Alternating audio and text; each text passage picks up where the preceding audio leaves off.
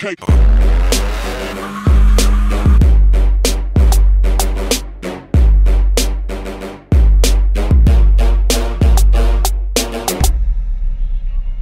Welcome back to the vlog. I know we've been slacking on the vlog lately, but that's what happens when we go from an old shop to a new shop, and now we're at this fancy new big shop.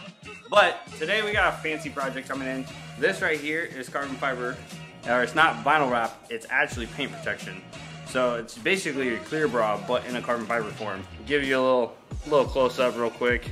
We're gonna be installing this on the M325. I don't even know what it is, to be honest. Just know it's a BMW, it's blue, it's got Autoflex on it, and we're wrapping the roof. We're gonna get the hood or the roof prepped. We got the antenna off, which was always fun, but we got a clay bar alcohol, prep it, everything like that. And then we'll start getting everything soaking wet so we can install this on like a normal vinyl roof. So you're gonna see the process of that now. So.